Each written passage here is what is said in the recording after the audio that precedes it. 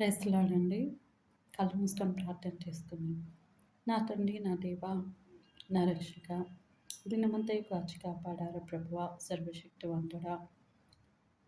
మీరు చేసిన మేలును ఉపకారములను బట్టి వందనాలు. మాకు మా పిల్లలకి నాయన చదువు, జ్ఞానము, జ్ఞాపశక్తి, తెలివి, వివేచన, కృప, క్షేమము, మంచి ఆయురారోగ్యాన్ని మాకు అనుగ్రహించండి. నీ సాక్షి బిడ్డలుగా మేము ఉంటాము. దేవా, నీ సొత్తైన బిడ్డలుగా మేము జీవిస్తాము.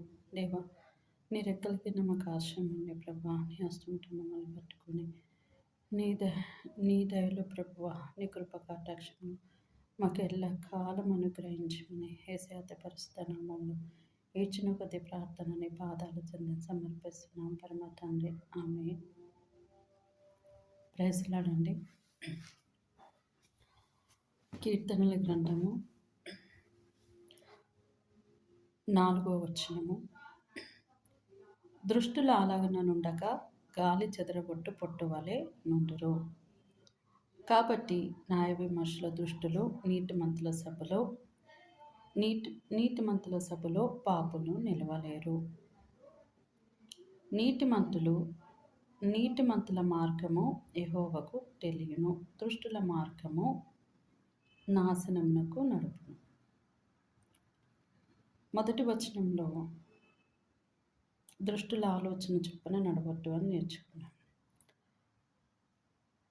6వ వచనంలో దృష్టుల మార్గము నాశనముకు నడుపునని తెలుసుకుంటున్నాం.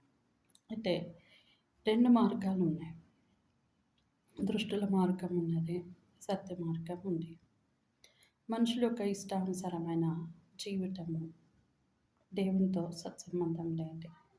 దేవునితో సత్సంబంధం ఉన్నది అన్ని పనుల నిమిత్తము దేవుడి యొక్క ఆలోచన ప్రకారం మనం చేసినట్లయితే మనం ఎరగనివి, మనం కననివి, మనం విననివి మన జీవితానికి, మన మనసుకు అగోచరమైన అద్భుత కార్యాలు మన ఎడల జరుగుతూ ఉంటాయి. మన దేవుడు మనకు ఆలోచనకర్తగా ఉన్నాడు. ఆలోచనకర్త అయిన దేవుడు ఆలోచన ఇచ్చినప్పుడు ఆలోచన ప్రకారం నడుచుకోవాలి. నీతిమంతుల సభలో పాపులు నిలవలేరు. మొదటి వచనంలో పాపుల మార్గము నడవకూడదు అని. నీతిమంతులు ఉన్న చోట పాపులు నిలవరు. దుష్టుల ఆలోచన చొప్పున నడిచినప్పుడు నాశనముకు దారితీస్తుంది.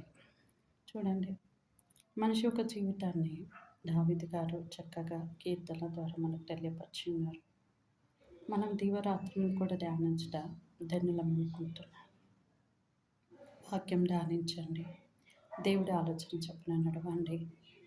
మీకు, మీ పిల్లలకి, మీ కుటుంబ సభ్యుల వారందరికీ క్షేమం కలుగును గాక. ప్రార్థనలు ప్రతిదినం ప్రార్థన చేస్తూ దేవుని ఆశీర్వాదాలు పొందుకోనండి. Praise the Lord. ఆమేన్.